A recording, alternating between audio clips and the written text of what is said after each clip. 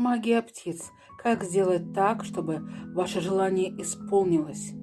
Нужно представить у себя на кончике пальцев птичку. Птичка – это посредник между миром горним, миром духов и богов, и нашим, людским. Нашептать ей свое желание и отпустить, подуть и отпустить птицу вверх. Это можно проделывать каждый день, первое время, пока желание не исполнится. Магия птиц. Подписывайся.